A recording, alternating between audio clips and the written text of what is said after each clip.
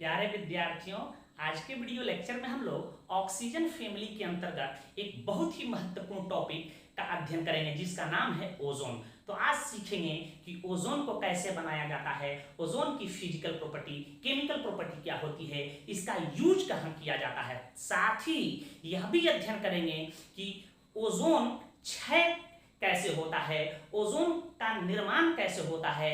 ठीक है, ओजोन से संबंधित उन तमाम बातों को हम लोग सीखेंगे जो कंपटीशन में डायरेक्ट पूछे जाते हैं, चाहे वह एनडीए का एग्जाम हो, सीडीएस का, रेलवे का, एसएससी का। इसका तैयारी आपको अलग से करने की जरूरत नहीं है, इसे ध्यान से पढ़ेंगे तो बोर्ड एग्जाम के साथ ही नीट जेई के साथ ही आप अन्य कंपटीशन के परीक्षाओं की तैयारी भी कर सकते हैं। तो चलिए इसे हम लोग शुरू करते हैं बिना देर किए हुए। देखिए, ओजोन को ही हम लोग ट्राई ऑक्सीजन के नाम से जानते हैं। इसका फॉर्मूला O3 होगा, इसकी एटोमिसिटी 3 होगा, अर्थात इस ओजोन में ऑक्सीजन के 3 एटम होते हैं। और तो किसी अणु में परमाणुओं की संख्या को ही हम लोग एटोमिसिटी कहते हैं।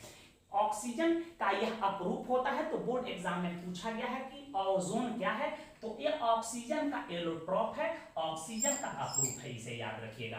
यह एक स्ट्रॉन्ग ऑक्सीडाइजिंग एजेंट का कार्य करता है, ऑक्सीजन के तुलना में प्रबल ऑक्सीकारक होता है। तो याद रखिएगा, स्ट्रॉन्ग ऑक्सीडाइजिंग एजेंट का कार्य करता है। देखिएगा, समुद्र तल से लगभग 20 से 25 किलोमीटर ऊपर अर्थात समताप मंडल में ओजोन गैस का घनत्व या ओजोन गैस का सांद्रण अधिक होता है, जिसे हम लोग ओजोन लेयर या ओजोन ब्लैंकेट के नाम से जानते हैं, जो हमें हानिकारक पारावैंगनिक किरणों के दुष्प्रभावों से बचाता है। आपको पता है कि पारावैंगनिक किरण जो है की वजह से स्किन कैंसर, स्किन की बीमारी या अन्य बीमारियां हो रही हैं पृथ्वी पर। यह वायु में भी अल्प मात्रा में पाया जाता है, याद रखिएगा, यह वायु में भी अल्प मात्रा में ओजोन गैस पाई जाती है। समुद्री वायु में इसकी मात्रा थोड़ी सी अधिक होती है, याद रखिए। अब प्रश्न उठता है कि सर ये ओजोन का निर्माण कैसे हो जाता है समताप मंडल में। समताप मंडल से एक क्वेश्चन से भी पूछा गया है कि समताप मंडल, जिसको स्ट्रेटोस्फीयर कहते हैं, इसमें मौसम संबंधी कोई घटनाएं नहीं होती है, याद रखिएगा। यह वायुयान उड़ाने के लिए सबसे आदर्श मंडल होता है। तो कई बार रेलवे, एसएससी, एनडीए के एग्जाम में पूछा गया है कि वायुयान उड़ाने के लिए सबसे आदर्श मंडल कौन होता है, तो समताप मंडल, याद रखिएगा। और मौसम संबंधी घटनाएं इसमें नहीं होती, इसलिए इसको आदर्श माना गया है। और मौसम संबंधी घटनाएं किसमें होती है, क्षोभ मंडल में, याद रखिएगा, जिसमें बिजली का चमकना, बादल का बनना, बारिश का होना, यह क्षोभ मंडल में होता है। तो इस सब की जानकारी आप ज्योग्राफी में या फिर आप इन्वायरमेंटल केमिस्ट्री पढ़े होंगे, वहां किए होंगे। इसकी चर्चा हम अलग से करेंगे, वायुमंडल, समताप मंडल, जैव मंडल सब पढ़ा देंगे, आपको घबराने की जरूरत नहीं है। लेकिन हाँ, कोर्स कंप्लीट होने के बाद अब देखिए प्रश्न आता है कि ओजोन बन कैसे गया हमारे समताप मंडल में। यही ऑक्सीजन जो गैस होता है, सूर्य के प्रकाश के संपर्क में आता है, तो उसके पारावैंगनिक किरणों के संपर्क में आकर के ओजोन का निर्माण करता है। लगभग 10% ही ऑक्सीजन ओजोन में कन्वर्ट हो पाता है, याद रखिएगा। और जब ही ओजोन निर्मित होता है, शेष पारावैंगनिक किरणों को पृथ्वी पर आने से रोक देता है। तो कैसे बनता है, देखिए, यही हमारा ऑक्सीजन गैस है। यूवी का मतलब होता है पारावैंगनिक किरण, अल्ट्रावायलेट रेज, वैसा किरण जिसका तरंगदैर्घ्य बैगनी रंग के किरणों के तरंगदैर्घ्य से कम होता है, उसे पारावैंगनिक किरण कहा जाता है। ठीक है, तो ऑक्सीजन ज्यों ही यूवी के संपर्क में आता है तो ओजोन का निर्माण करता है, इसी को हम लोग ओजोन कहते हैं। ध्यान, इसको संतुलित कर दो, इसको संतुलित कर दो, ओजोन बन गया। लगभग 10% ही ऑक्सीजन ओजोन में कन्वर्ट हो पाता है। याद रखिएगा एक और चीज, कबूतर जिसको कहते हैं और मधुमक्खी नग्न आंखों से पारावैंगनिक किरणों को देख सकती है, इंसान नग्न आंखों से पारावैंगनिक किरणों को नहीं देखता है। और औरत प्रकाश के कारण ही हमें गर्मी महसूस होती है, हीटर गर्म होता है, आयरन गर्म होता है, ये भी पूछा गया है, जिसका तरंगदैर्घ्य लाल रंग के प्रकाश के तरंगदैर्घ्य से अधिक होता है। तो हमारा ओजोन का निर्माण हो गया। अब देखिए, ओजोन गैस का घनत्व जो है समताप मंडल में घटने लगे या इसकी सांद्रता कम हो जाए, इसकी मात्रा कम हो जाता है, इसी को ओजोन छिद्र के नाम से हम लोग जानते हैं। ऐसा नहीं समझना है कि ओजोन है, ओजोन समताप मंडल में ओजोन गैस का घनत्व है, कोई छेद दिया है, उसके अंदर होल हो गया है। इस गैस की सांद्रता कम हो जाती है, इसकी मात्रा कम हो जाती है, उसी को ओजोन छिद्र के नाम से हम लोग जानते हैं। देखिए, इसकी सांद्रता मापने के लिए, इसकी मात्रा को मापने के लिए डबसन यूनिट का प्रयोग करते हैं, डबसन साइंटिस्ट के नाम पर यह यूनिट रखा गया। वैसे इसकी सांद्रता को आप ppm में भी माप सकते हैं, याद रखिएगा। अब प्रश्न उठता है कि इसका स्ट्रक्चर कैसे बनाते हैं। तो स्ट्रक्चर भी हम लोग केमिकल बॉन्डिंग चैप्टर 11 में सीखे हैं, जहां आपको रेजोनेटिंग स्ट्रक्चर पढ़ाए होंगे। ध्यान दीजिए कैसे बनाते हैं। फॉर्मल चार्ज वाला स्ट्रक्चर, ऑक्सीजन O ऑक्सीजन, ध्यान दीजिएगा।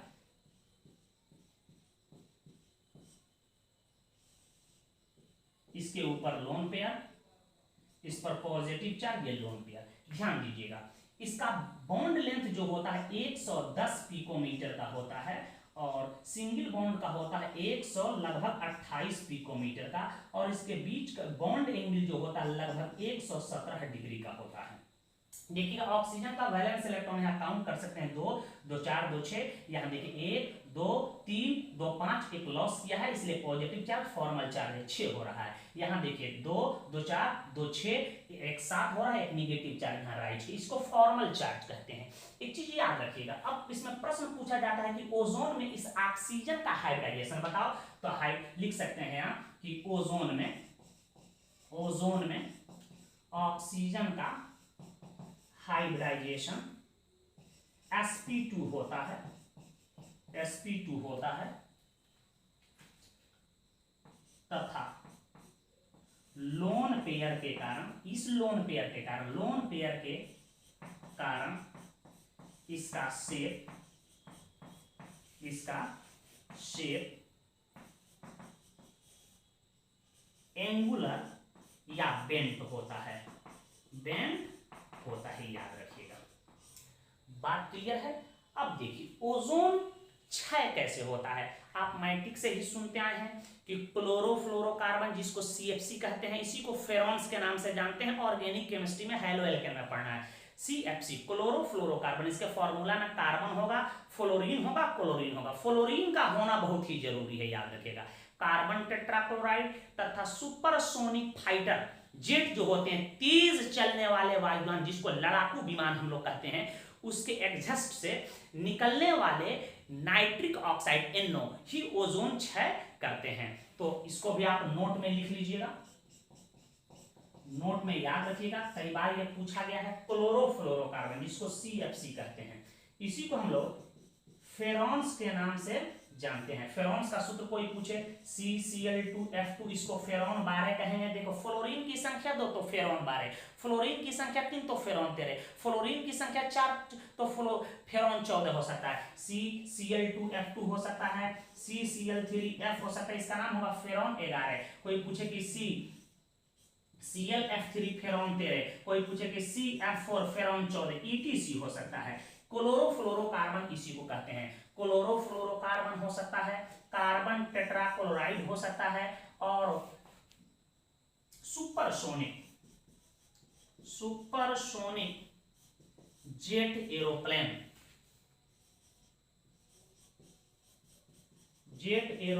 से निर्गत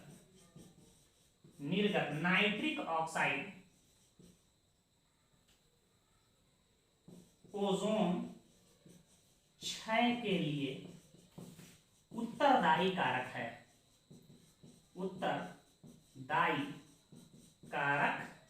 याद रखिए, उत्तरदायी कारक है। देखिए अब कैसे नष्ट करता है। यही मान लिया जाए कि वायुयान, तेज चलने वाली वायुयान, जेट फाइटर, लड़ाकू विमान से उसके धुआं से, उसके साइलेंसर से यदि एग्जस्ट से NO निर्गत हो रहा है, तो NO तुरंत क्या करेगा, यह संयोग करेगा ओजोन से और कन्वर्ट कर देगा NO2 + O2 में, इसको संतुलित कर दिया जाए।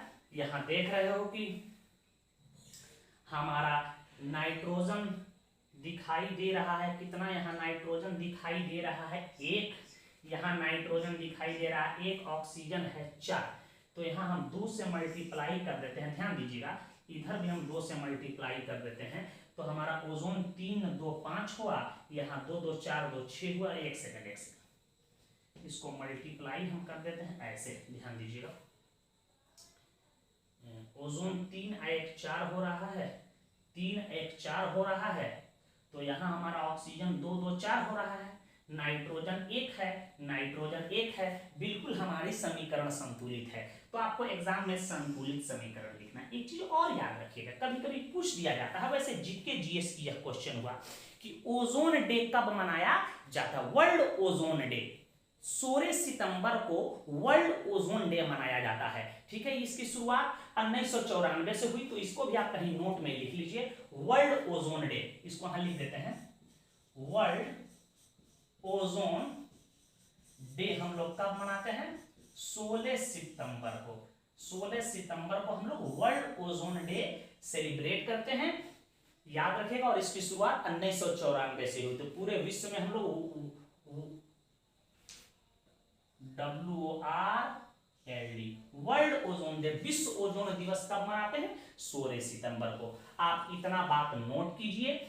हम आगे ओजोन बनाने की विधि, ओजोन की प्रॉपर्टी बता रहे हैं। तो कोई पूछे कि क्लोरोफ्लोरोकार्बन का फॉर्मूला क्या होगा, तो CCl2F2 CCl3F, फ्लोरीन का होना जरूरी, इसको फेरॉन कहते हैं। इसका प्रयोग एसी में ठंडक उत्पन्न करने के लिए, डेरोडेंट, सेंट, स्प्रे आदि बनाने में इसका प्रयोग हम लोग करते हैं। वैसे डिटेल इसका अध्ययन हम लोग ऑर्गेनिक केमिस्ट्री में करेंगे। तो आपको याद रखना है कि CFC, जिसको क्लोरोफ्लोरोकार्बन कहते हैं, इसको फेरोमोन्स के नाम से भी जानते हैं, कार्बन टेट्राक्लोराइड और सुपरसोनिक जेट एरोप्लेन से निर्गत NO ओजोन क्षय के लिए उत्तरदायी कारक है। इसे नोट करें।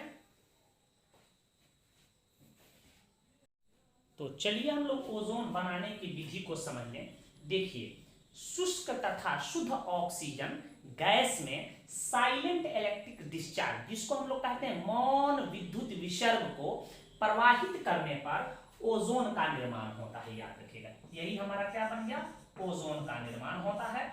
और यह जो अभिक्रिया है ओजोनाइजर में हम लोग संपन्न कराते हैं। ओजोनाइजर एक ऐसी डिवाइस है जिसमें हम लोग ओजोन बनाते हैं। वैसे ओजोनाइजर भी मुख्यतः दो प्रकार के होते हैं, सीमेन का ओजोनाइजर और ब्राडी का ओजोनाइजर। तो उस पर हम लोग को डिस्कस नहीं करना है। तो याद रखना है कि यह अभिक्रिया ऑक्सीजन गैस में जब हम लोग साइलेंट इलेक्ट्रिक डिस्चार्ज को प्रवाहित करते हैं तो क्या बनता है, ओजोन बनता है। और इस प्रक्रिया को कहां संपन्न कराते हैं, इस प्रक्रिया को संपन्न कराते हैं हम लोग ओजोनाइजर में, ओजोनाइजर में संपन्न कराते हैं। याद रखिएगा, संपन्न कराते हैं। इस अभिक्रिया को हम लोग ओजोनाइजर में संपन्न कराते हैं। और यह अभिक्रिया उष्माशोषी होता है, चूंकि डेल्टा H का मान प्लस धनात्मक है। लगभग 142 किलो जूल पर मोल एनर्जी की आवश्यकता पड़ती है। तो कभी कभी एग्जाम में पूछा जाता है कि अधिकतम ओजोन उत्पादन की शर्त क्या है। तो पहला शर्त है कि ऑक्सीजन गैस को शुद्ध एवं शुष्क होना चाहिए, शुष्क होना चाहिए और ड्राई होना चाहिए। दूसरा शर्त है कि ओजोनाइजर जो डिवाइस होती है उसको शुष्क होना चाहिए, उसमें नमी नहीं होना चाहिए, नमी नहीं होनी उसमें चाहिए। विद्युत विसर्जन के दौरान जब इलेक्ट्रिक करंट को पास करते हैं तो उसमें चिंगारी उत्पन्न नहीं होगी। साइलेंट का मतलब होता है मौन, ठीक है, उसमें चिंगारी नहीं उत्पन्न हो। अब प्रश्न उठता है कि सर चिंगारी उत्पन्न होगा तो क्या होगा, यदि करंट को पास करें चिंगारी उत्पन्न हो तो हीट प्रोड्यूस होगा। और जब ही हीट प्रोड्यूस होगा तो हीट के उपस्थिति में ओजोन पुनः डिकम्पोज होकर ऑक्सीजन दे देगा। तो मैंने लिख दिया है क्योंकि हीट प्रोड्यूस होगा तो ओजोन पुनः ऑक्सीजन में डिकम्पोज हो जाएगा। याद रखिए, तो ऐसा काम करना है कि विद्युत विसर्जन के दौरान चिंगारी उत्पन्न नहीं हो। टेम्परेचर को लो रखना है, लो टेम्परेचर लगभग 0 डिग्री सेल्सियस को मेंटेन होना चाहिए। इतने टेम्परेचर को हम लोग मेंटेन रखते हैं तो ओजोन का हमारा निर्माण होता है। तो इसे नोट करें, इसके फिजिकल प्रॉपर्टी को हम बता रहे हैं।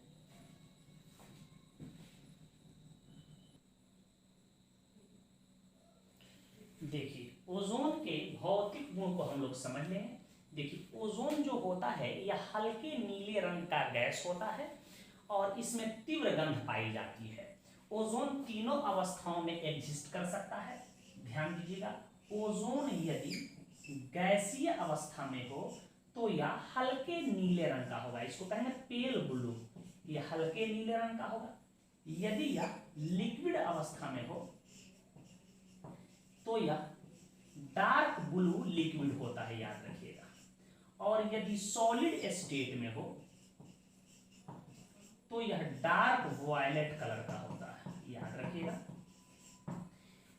यह डायामैग्नेटिक नेचर का होता है, याद रखिएगा। इसको यदि चुंबकीय क्षेत्र से गुजारे तो ये चुंबकीय क्षेत्र में प्रवाहित नहीं होगा, क्योंकि इसका ओजोन का हम लोग टोटल इलेक्ट्रॉनों की संख्या कितना हो रहा है, 8 त्रिका 24। यदि सम संख्या में हो तो आपको बताए थे कि डायामैग्नेटिक, और विषम में हो तो पैरामैग्नेटिक, अपवादों को छोड़कर। तो यह कैसा होता है, डायामैग्नेटिक नेचर का होता है। यह जल में अल्प विलीय होता है, लेकिन ऑक्सीजन के तुलना में यह ज्यादा विलीय होगा। यह जल में अल्प विलीय होता है तथा ऑर्गेनिक सॉल्वेंट जैसे कार्बन टेट्राक्लोराइड, एसिटिक एसिड, तारपीन के तेल, जिसको टर्पेंटाइन ऑयल हम लोग लिखते हैं, में घुलनशील होता है। यह हवा से लगभग 1.5 गुना भारी होता है। इसका boiling point 385 kelvin, melting point लगभग 24 केल्विन माना गया है। देखिए, यह वायु में इसकी अल्प मात्रा हो, इसकी कंसंट्रेशन कम हो, इसकी मात्रा कम हो, तो वे हानिकारक नहीं होते हैं। परंतु इसकी कंसंट्रेशन वायु में 100 ppm हो जाए या 100 ppm से अधिक हो जाए तो यह इसका प्रभाव होता है कि इससे सर दर्द होने लगेगा, जी मिचलाने लगेगा, नौसिया हो जाएगा, इंसान अनकंफर्ट फील करने लगेगा। तो यह खतरनाक नहीं होता है। हाँ, लेकिन इसके हाई कंसंट्रेशन वायु में हो जाए या ओजोन आपको लग जाए तो इससे सिर दर्द हो सकता है, अनकंफर्ट फील कर सकते हैं आप, ठीक है, आपको वोमिटिंग टेंडेंसी हो सकती है। तो इसे आप नोट करें, इसके केमिकल प्रॉपर्टी पर हम लोग चर्चा कर रहे हैं। तो आप हेडिंग दे देंगे chemical properties, chemical properties of ozone. Ozone का रासायनिक गुण। अभी जितने प्रश्न पूछे गए हैं इंजीनियरिंग में, नीट में और बोर्ड एग्जाम में, तो इसके केमिकल प्रॉपर्टी से ही पूछे गए हैं।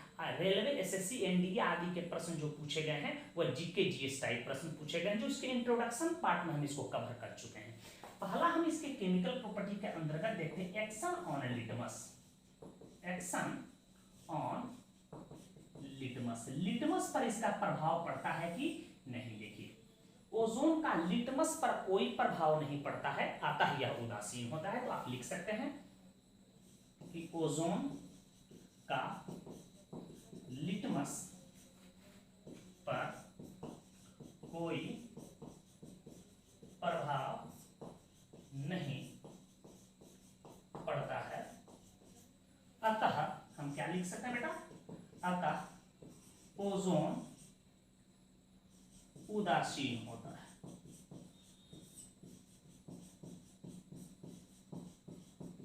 ओजोन उदासीन होता है। दूसरा हम लोग डिकम्पोजिशन देखेंगे। डिकम्पोजिशन का मतलब होता है विघटन या विघटित होना। देखिए, ओजोन जो होता है वह तापीय रूप से अस्थायी होता है, ठीक है। यह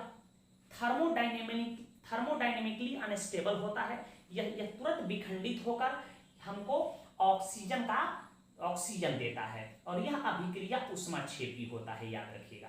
यदि प्योर ओजोन ले लें और ओजोन की सांद्रता हम लोग अधिक ले लें, इसे गर्म भी करेंगे, तब भी यह डिकम्पोज होकर के क्या देगा, याद रखिएगा, ऑक्सीजन ही देगा, लेकिन यह विस्फोटक अभिक्रिया हो सकता है। तो एक बात आप डिकम्पोजिशन में लिख लीजिए कि यह तापीय रूप से अस्थायी होता है। यह तापीय रूप से अस्थायी होता है, अस्थायी होता है, याद रखिएगा।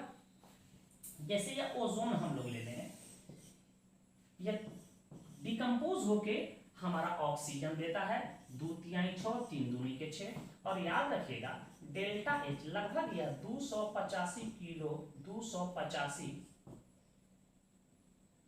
किलो जूल हमारे एनर्जी रिलीज करता है, याद रखिएगा।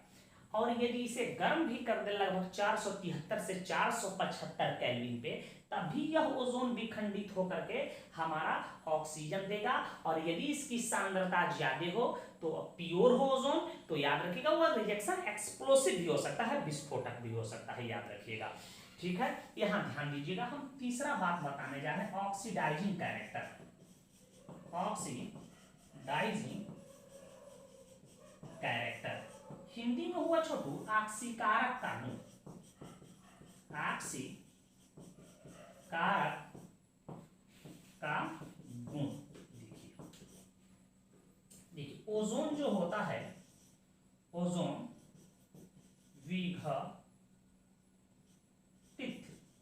विघटित होकर नेसेंट ऑक्सीजन देता है, जिसको हम लोग क्या कहते हैं, नवजात ऑक्सीजन देता है। अतः यह एक ऑक्सीडाइजिंग एजेंट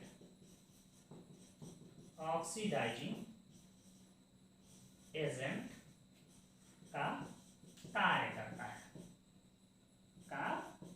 देखिए नवजात ऑक्सीजन देता है, जिसके कारण इसको हम लोग ऑक्सीडाइजिंग एजेंट के श्रेणी में रखते हैं। देखिए यही हमारा ओजोन है, यह विघटित होकर क्या देगा, हमारा ऑक्सीजन प्लस हमारा यह नवजात ऑक्सीजन देता है, जिसको हम ब्रैकेट में, जिसको हम लोग नेसेंट ऑक्सीजन कहते हैं, हिंदी में क्या कहते हैं इसको, नवजात ऑक्सीजन। अंग्रेजी में भी लिख देते हैं इसको नेसेंट, NASCENT, नेसेंट ऑक्सीजन। नवजात ऑक्सीजन देने के कारण इसमें ऑक्सीडाइजिंग कैरेक्टर पाई जाती है, या यह ऑक्सीकारक का काम करता है, ऑक्सीकारक का काम करेगा, ठीक है। तो ये करेगा क्या, यह सल्फाइड, मेटल सल्फाइड को सल्फेट में ऑक्सीकृत कर देगा, याद रखिएगा, नाइट्राइट को नाइट्रेट में ऑक्सीकृत कर सकता है, ठीक है। यह मेटल को मेटल ऑक्साइड में ऑक्सीकृत कर सकता है।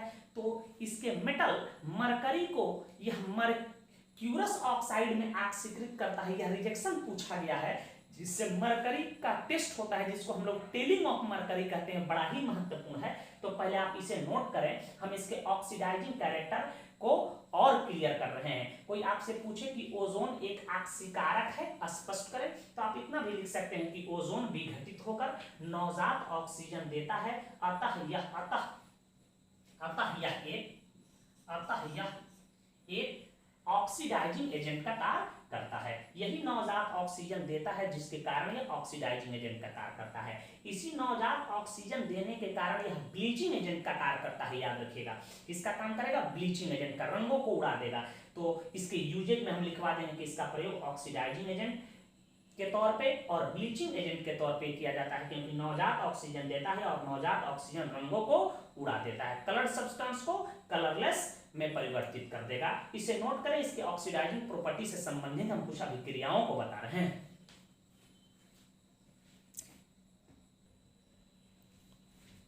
तो इसके ऑक्सीडाइजिंग प्रॉपर्टी को आप समझते चलिए। ए नंबर में हम बता रहे हैं, देखिए यह मेटल सल्फाइड को यह सल्फेट में ऑक्सीकृत कर देता है। लिखिएगा कि ओजोन, याद रखिएगा, ओजोन मेटल सल्फाइड को सल्फेट में ऑक्सीकृत कर देता है, ऑक्सीडाइज्ड कर देता है। देखिए कैसे, हम हिट एंड ट्रायल मेथड से ही मॉलिक्यूलर इक्वेशन ही यूज करेंगे, ताकि आपको समझ में आए। हम पार्शियल इक्वेशन भी यूज करेंगे, पहले समझाएंगे कि पार्शियल इक्वेशन को बैलेंस करते हैं, कैसे उसको लिखते हैं। तो अभी हम मॉलिक्यूलर इक्वेशन ही यूज कर रहे हैं, ताकि आपको कहीं दिक्कत नहीं हो, जो केमिस्ट्री के अल्प ज्ञानी भी हो वो समझ लें। तो पहला बात याद रखना कि ओजोन मेटल सल्फाइड को सल्फेट में ऑक्सीडाइज्ड कर देगा। देखिए इसी को कहते हैं पीबीएस, गैलेना है, यह ओजोन से इसकी अभिक्रिया कराई जाती है, तो इसको लेड सल्फेट में बदल देगा। किसमें बदलेगा, PbSO4 प्लस O2। इसको समीकरण को आप संतुलित भी कर सकते हैं। देख रहे हैं कि सल्फर 1 है, Pb 1 है, Pb 1 है, यहाँ ऑक्सीजन देख रहे हैं 3 है, यहाँ ऑक्सीजन देख रहे हैं 4 2 6 है, यहाँ हम 2 से मल्टीप्लाई कर देंगे, हमारा समीकरण संतुलित है। 3 दूनी के 6, यहाँ 4 2 6। क्लियर है। तो यहाँ देख रहे हैं, इसी को कहते हैं lead sulphide, lead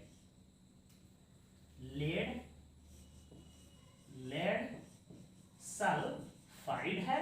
lead sulphide को किसमें कर दिया, लेड सल्फेट में, लेड सल्फेट में बदल दिया। इसी प्रकार आपसे कोई कह दे कि यह जिंक सल्फाइड को ओजोन किसमें बदल देगा, जिंक सल्फेट प्लस O2 में। इस समीकरण को आपको लिखना है। इसी प्रकार कह दे कैडमियम सल्फाइड को ओजोन किसमें ऑक्सीकृत, कैडमियम सल्फेट और कैडमियम सल्फेट में बदल देगा, O2 तो वैसे ही आ जाएगा। इसी प्रकार ये आपसे कह दे कि CuS, ठीक है, को या ओजोन किस में बदलेगा, तो कॉपर सल्फेट में बदल देगा। तो इस समीकरण को आप बनाइएगा, इसे कंप्लीट कीजिएगा। बी नंबर देखिएगा, यह अम्लीय फेरस सल्फेट को फेरिक सल्फेट में बदल देता है। एक टेक्निक याद रखिएगा, फेरस सल्फेट को फेरिक सल्फेट में, मेटल सल्फाइड को सल्फेट में, ठीक है, नाइट्राइट को नाइट्रेट में, यह क्या करेगा, आयोडीन को आयोडिक एसिड में बदल देगा, ठीक है। इसी प्रकार यह पोटेशियम आयोडाइड के जलीय विलयन को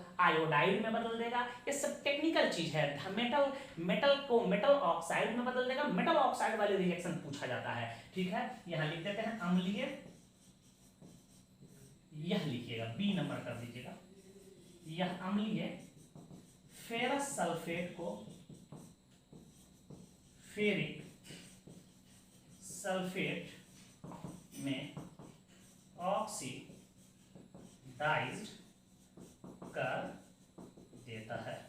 ध्यान दीजिए कैसे ऑक्सीडाइज करेगा, यही हमारा फेरस सल्फेट है, अम्लीय H2SO4 यूज कर देते हैं, प्लस ओजोन यूज कर देते हैं। फेरिक सल्फेट की फॉर्मूला आपको याद है, Fe2SO4 का whole thrice plus H2O plus oxygen. समीकरण को संतुलित कर तो लोहा 2 दिखाई दे रहा है, यहाँ लोहा 2 कर देते हैं, Fe2 है, यहाँ Fe2 है।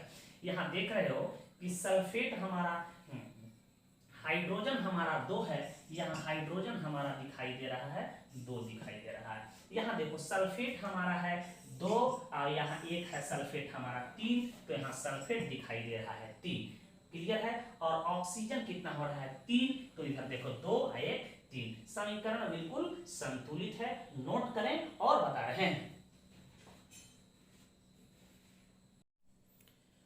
देखिए ओजोन पोटेशियम आयोडाइड, जिसको KI कहते हैं, के जलीय विलयन को यह आयोडीन में ऑक्सीडाइज कर देगा। इसी प्रकार यह पोटेशियम नाइट्राइट को पोटेशियम नाइट्रेट में ऑक्सीडाइज कर देगा, ठीक है। कि आयोडीन को यह आयोडिक एसिड में ऑक्सीडाइज कर देगा। तो बहुत सारे इसके ऑक्सीडाइजिंग प्रॉपर्टी होंगे। मुख्य 1-2 रिजेक्शन जो एनसीईआरटी में दिया है उसी पर फोकस कीजिएगा। जो मुख्य रिजेक्शन होता है, यह मरकरी को मर्क्यूरस ऑक्साइड में ऑक्सीकृत कर देता है, जिसे टेलिंग ऑफ मरकरी कहा जाता है। उससे प्रश्न पूछे गए हैं, उस पर ध्यान दीजिएगा। तो ओजोन पोटेशियम आयोडाइड के विलयन को आयोडीन में ऑक्सीडाइज कर देता है। पोटेशियम आयोडाइड का फॉर्मूला KiH2O मिला देते हैं, ओजोन यूज करते हैं, यह कन्वर्ट कर देगा KOH plus O2 plus I2 को ही हम लोग क्या कहते हैं, आयोडीन कहते हैं। ध्यान दीजिएगा, यहाँ समीकरण में आयोडीन 2 है तो 2 से मल्टीप्लाई कर देते हैं। यहाँ पोटेशियम 2, पोटेशियम यहाँ 2 कर दो, यहाँ हाइड्रोजन 2, हाइड्रोजन 2, ऑक्सीजन 4, तो यहाँ देखो 2 ऑक्सीजन यहाँ है और 2 यहाँ है। हमारा रिजेक्शन हो गया संतुलित, याद रखिएगा। तो बहुत सारे रिजेक्शन पर कमांड नहीं करना है, टेक्निक याद रखना है कि कैसे हम इसको कन्वर्ट कर रहे हैं, ठीक है। रिजेक्शन को रटने से अच्छा है कि 1-2 बार इसे लिखें और कंसेप्ट को समझें कि क्या कह रहा है। सर बताएं कि फेरस सल्फेट को फेरिक सल्फेट में, ठीक है, मेटल सल्फाइड को सल्फेट में, ठीक है, या नाइट्राइट को नाइट्रेट में, आयोडीन को आयोडिक एसिड में, ठीक है, पोटेशियम आयोडाइड के जलीय विलयन को यह I2 में बदल देता है। इस रिजेक्शन का प्रयोग ओजोन के एस्टिमेशन में भी किया जाता है, तो इसको डिटेल में हम लोग देख लेंगे आगे। यहां ध्यान दीजिएगा, डी नंबर बहुत महत्वपूर्ण रिजेक्शन है, इसे आप समझते चलिए। यह मेटल जैसे Ag, Hg, etc को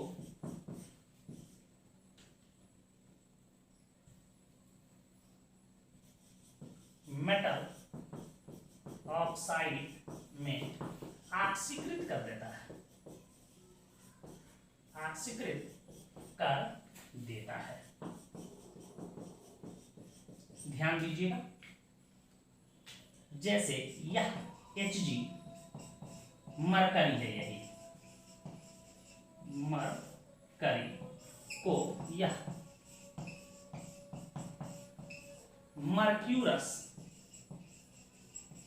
मर्क्यूरस ऑक्साइड में ऑक्सीकृत कर दिया। देख रहे हो, ध्यान दीजिएगा। इससे संबंधित एक प्रश्न पूछे जाते हैं जिसको नीचे लिखेंगे। इस अभिक्रिया से ही ओजोन की जांच की जाती है। ठीक है, इसी अभिक्रिया के द्वारा हम लोग ओजोन की जांच कर लेते हैं।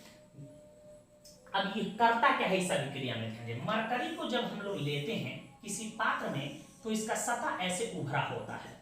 इसी को हम लोग मेनिस्कस कहते हैं, जिसको हम लोग कहते हैं नवचंद्रक, चांद के तरह, उत्तल लेंस के तरह इसका ऊपर वाला सतह होता है। मरकरी को आप जैसे अरुई के पत्ता पे, कंदा के पत्ता पे पानी के बूंद को रखते हैं, कैसे गोल दिखाई देता है, एकदम चांदी के तरह चमकता हुआ, वैसे ही मरकरी दिखाई देता है। और इसका सतह उत्तल लेंस के तरह, ऐसे चांद के तरह होता है, जिसको हम लोग मेनिस्कस कहते हैं, याद रखें। और ये किसी धातु के सतह ग्लास पर चिपकता है। किसी ग्लास पे मरकरी को रख देंगे, मरकरी लिक्विड होता है, याद रखिएगा, तो चिपकेगा नहीं, वैसे बिल्कुल लगेगा कि चांदी को पिघला के उस पर रख दिया गया। इसका सतह ऐसे होता है। तो ज्यों ही मरकरी ओजोन से अभिक्रिया करता है तो यह मरकरी को मर्क्यूरस ऑक्साइड में बदल देता है, जिससे होता क्या है, मरकरी के मेनिस्कस जो होता है, नवचंद्रक का गुण यह नष्ट हो जाता है। अब ये मरकरी का ये जो चांद की तरह जो सतह बन रहा था, नवचंद्रक, यह समाप्त हो जाता है। और ये मरकरी क्या होता है, ग्लास पे चिपकने लगता है। ग्लास पे जो मरकरी चिपकता नहीं है, लेकिन अब यह अभिक्रिया होने के बाद यह मरकरी गिलास पर चिपकने लगता है, अर्थात मरकरी को यह नष्ट कर देता है। क्यों नष्ट कर दिया, मर्क्यूरस ऑक्साइड बनने के कारण मरकरी नष्ट हो गया, जिसे हम लोग टेलिंग ऑफ मरकरी के नाम से जानते हैं। तो ये बात को याद रखिएगा, मैं यहां लिख देता हूं। प्रश्न पूछा जाता है कि ओजोन मरकरी को नष्ट कर देता है, क्यों? तो यहां हम लिख देते हैं, नोट में याद रखिएगा कि ओजोन मरकरी को, ओजोन Hg को मर्क्यूरस ऑक्साइड में ऑक्सीकृत कर देता है, जिससे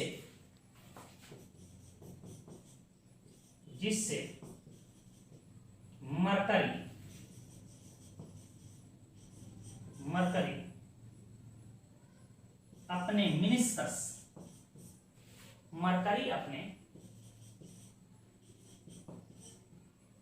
मेनिस्कस, जिसको हम लोग कहते हैं नवचंद्रक, मेनिस्कस अपने नवचंद्रक, उत्तल लेंस के तरह, चांद के तरह जो इसकी उभरा हुआ सतह होता है, इसको हम लोग मेनिस्कस कहते हैं, अपने मेनिस्कस को खो देता है और ग्लास पर चिपकने लगता है,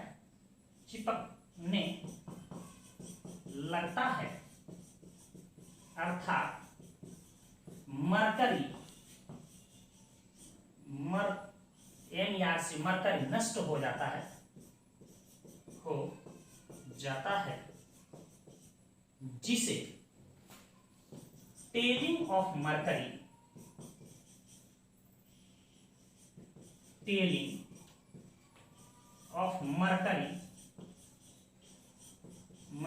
कहा जाता है, जिसे टेलिंग ऑफ मरकरी कहा जाता है। इससे प्रश्न पूछा जाता है कि ओजोन मरकरी को नष्ट कर देता है, क्यों? तो इस प्रश्न का आप जवाब कैसे लिखिएगा कि ओजोन मरकरी को मर्क्यूरस ऑक्साइड में ऑक्सीकृत कर देता है, जिसे मरकरी अपने मेनिस्कस, जिसको हिंदी में नवचंद्रक कहते हैं, चांद के तरह सतह, नवचंद्रक को खो देता है। साथ ही यह मरकरी जो है ग्लास पे चिपकने लगता है। काहे चिपकने लगता है, मर्क्यूरस ऑक्साइड बन गया, ठीक है, और मरकरी का जो गुण है लॉस हो गया, चिपकने लगता है, अर्थात मरकरी नष्ट हो जाता है, जिसे टेलिंग ऑफ मरकरी कहा जाता है। तो नीचे क्वेश्चंस भी आप लिख लीजिए, इसे लिख के लाइएगा, यह बहुत ही महत्वपूर्ण रिएक्शन है। कई बार एग्जाम में पूछा गया है इस चीज को कि ओजोन मरकरी को नष्ट कर देता है, क्यों? यहां ध्यान दीजिए, क्वेश्चंस को क्या लिखिएगा, ओजोन, बहुत ही महत्वपूर्ण क्वेश्चन है, ओजोन मरकरी को नष्ट कर देता है, क्यों? इसका कारण यही है, मरकरी इतना आपको लिख देना होगा, समीकरण को जरूर लिखिएगा, नोट में याद रखिएगा।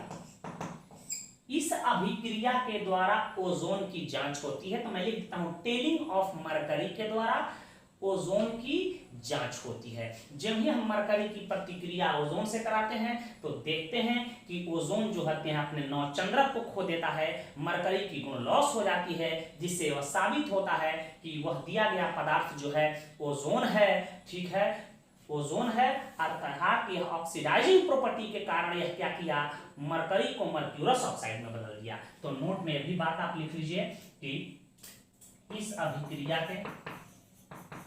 अभिक्रिया के द्वारा ओजोन की जांच की जाती है, ओजोन की जांच की जाती है। अब देखिए यह सिल्वर को क्या करेगा, सिल्वर को ओजोन से रिजेक्शन करा दें, यह सिल्वर ऑक्साइड ने इसको क्या कर दिया, सिल्वर ऑक्साइड में परिवर्तित कर दिया। यह क्या है, चांदी है, सिल्वर ऑक्साइड में परिवर्तित कर दिया, सिल्वर ऑक्साइड में परिवर्तित। तो यह जनरली धातु को इसके ऑक्साइड में परिवर्तित कर देते हैं। इसे नोट करें, हम मरकरी के यूजेज आपको बता रहे हैं। वैसे बहुत सारे इसमें रिजेक्शन हो सकते हैं, तो आपको बहुत ज्यादा रिजेक्शन रटने की जरूरत नहीं है। मुख्य जो बातें हैं, यह मेटल को मेटल ऑक्साइड में बदलता है, इसी से प्रश्न पूछे गए हैं, खासकर टेलिंग ऑफ मरकरी से। नोट करें,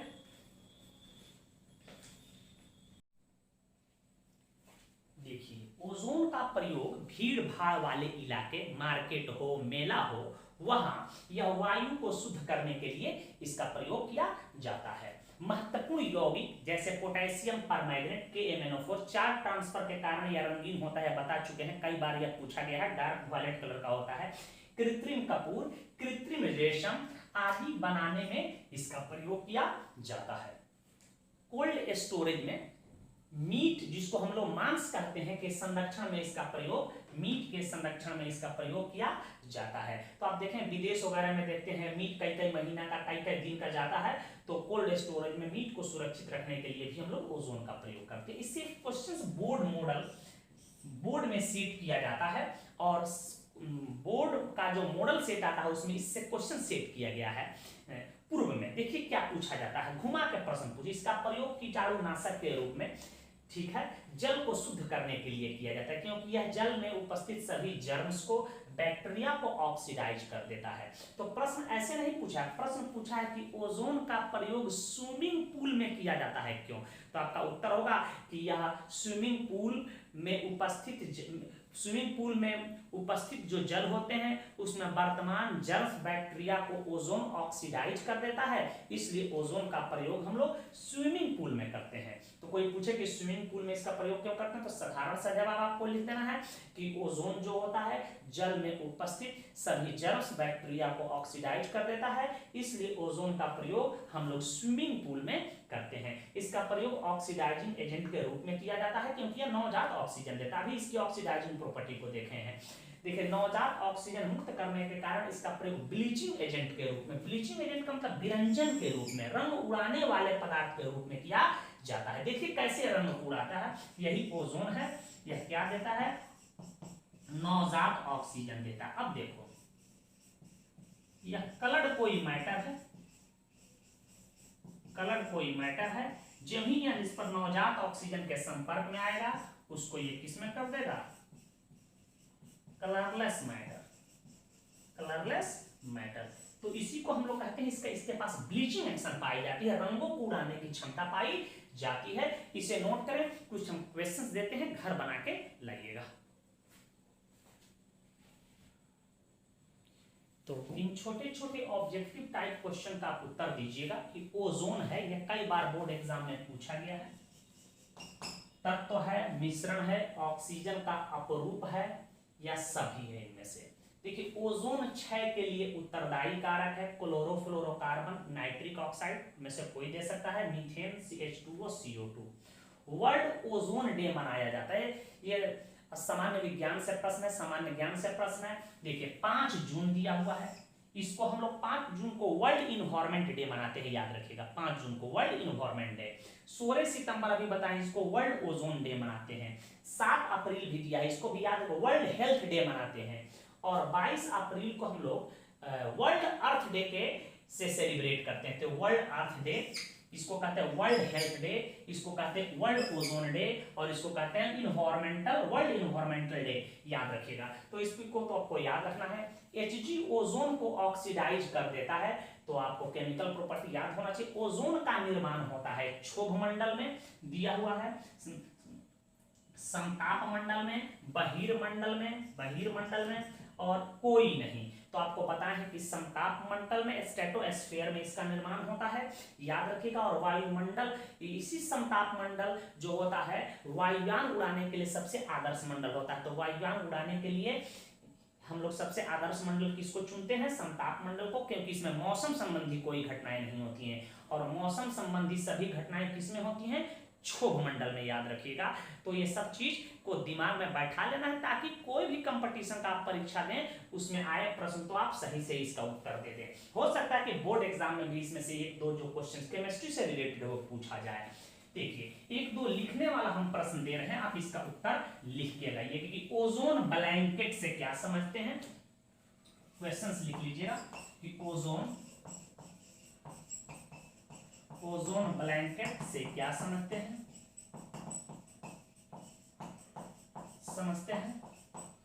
दूसरा क्वेश्चन को लिखना है आपको कि ओजोन का प्रयोग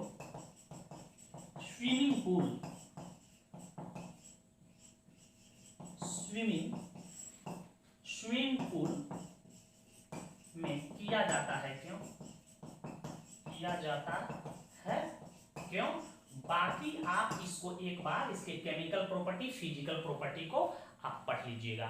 हम लोग नेक्स्ट वीडियो लेक्चर में सल्फर के महत्वपूर्ण अपरूप अल्फा सल्फर, बीटा सल्फर को डिटेल अध्ययन करेंगे। उसी के अंतर्गत हम लोग अध्ययन करेंगे साइक्लो एसिक सल्फर के बारे में, जिसको एंगल ऑफ सल्फर के नाम से जाना जाता है, और सल्फर के ऑक्सी अम्ल को डिटेल देखेंगे, जिससे निश्चित रूप से बोर्ड एग्जाम में प्रश्न पूछे जाते हैं और कंपटीशन में। उसके बाद हम लोग सल्फ्यूरिक अम्ल बनाने की विधि, इसके औद्योगिक उत्पादन कैसे करते हैं, इसके केमिकल फिजिकल प्रॉपर्टी और यूजेज पढ़ के समाप्त करेंगे। इस वर्ष जो है H2SO4 के उत्पादन कॉन्टैक्ट प्रोसेस के द्वारा, या H2SO4 पूरे टॉपिक को CBSE रिड्यूस कर चुका है, हटा दिया है अपने सिलेबस से, फिर भी हम लोग H2SO4 को पढ़ेंगे, क्योंकि यह बहुत ही महत्वपूर्ण है जेईई और नीट पॉइंट ऑफ व्यू से। नोट करें।